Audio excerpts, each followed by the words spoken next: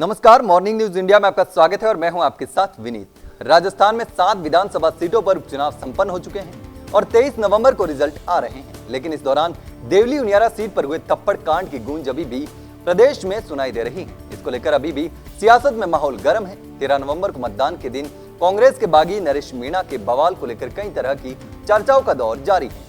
इस दौरान टोंक जिला निर्वाचन अधिकारी और कलेक्टर सौम्या झा ने पूरे मामले में ऐसी चाल खेली जिसकी चारों तरफ चर्चा हो रही है। दरअसल उन्होंने केवल इस बात पर जोर दिया कि कैसे भी चुनाव प्रक्रिया शांतिपूर्ण ढंग से निपटाई जा सके। भले ही लोग जिला कलेक्टर सौम्या झा पर सवाल उठा रहे हैं, लेकिन प्रशासनिक गलियारों में तो उनके इस कदम की तारीफ हो रही है। उन्होंने विपरीत परिस्थिति में भी संयम के साथ चुनाव संपन्न करवाया।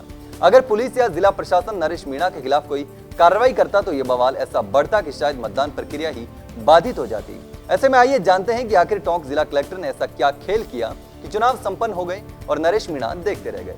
दरअसल 13 नवंबर को समरावता गांव में कांग्रेस के बागी और निर्दलीय प्रत्याशी नरेश मीणा और मालपुरा एसडीएम अमित चौधरी के बीच विवाद हुआ, जिसके बाद नरेश ने उन्हें थप्पड़ जड़ दिया। उस समय स्थिति काफी तनावपूर्ण हो गई थी। नरेश जिला कलेक्टर को मौके पर बुलाकर ग्रामीणों की मांगों को लेकर अड़े हुए थे। लेकिन सवाल यह भी है कि आचार संहिता के बीच टोंक कलेक्टर सौम्या झा कैसे ग्रामीणों को उनकी समस्याओं का आश्वासन दे सकती थी।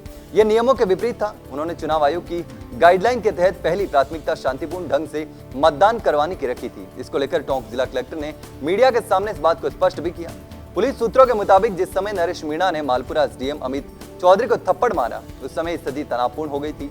ऐसे में यदि जिला प्रशासन और पुलिस संयम नहीं बरतती तो शायद ये स्थिति और बिगड़ सकती थी। नरेश के समर्थक चुनाव को बाधित कर सकते थे। पुलिस का यही टारगेट था कि कैसे भी करके समरसता गांव में शांतिपूर्ण तरीके से मतदान करवाया जाए। इस मामले को लेकर टोंक कलेक्टर डॉक्टर सौम्या झा ने नरेश मीणा की गिरफ्तारी के बाद मीडिया में पक्ष स्पष्ट किया।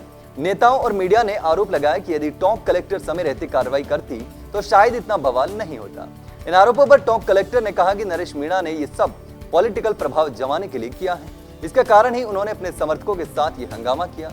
इस घटनाक्रम में स्थानीय लोगों की कोई गलती नहीं है। कलेक्टर ने कहा कि ये सब बाहर से आए लोगों ने माहौल बिगाड़ा है। उन्होंने कहा कि नरेश मीणा से 6 बार फोन करने की कोशिश की थी, लेकिन उन्होंने फोन नहीं उठाया। ग्रामीणों की मांग को लेकर चुनाव के दौरान लिखित आश्वासन संभव नहीं था। हालांकि इस विवाद को लेकर टोंक कलेक्टर ने कहा कि समरावता के लोगों की मांग वाजिब है, लेकिन आचार संहिता होने के कारण कोई आश्वासन नहीं दिया जा सकता था। ये सब आचार संहिता के हटने के बाद ही संभव है। उन्होंने कहा कि आगजनी और पत्थरबाजी को लेकर बाहर से आए समर्थकों ने इस घटना को अंजाम दिया है। ऐसे में इस पूरे मामले को कलेक्टर सौम्या झा ने इस तरीके से हैंडल किया कि अब उनकी हर तरफ तारीफ हो रही है। फिलहाल के लिए इतना ही। इस प्रकार की तमाम खबरें हम आपके लिए लेकर आते रहेंगे। तब तक के लिए बने रहिए मॉर्निंग न्यूज इंडिया के साथ। धन्यवाद। ऐसे ही और वीडियोस देखने के लिए सब्सक्राइब करें मॉर्निंग न्यूज इंडिया को और जुड़े रहिए हमारे साथ।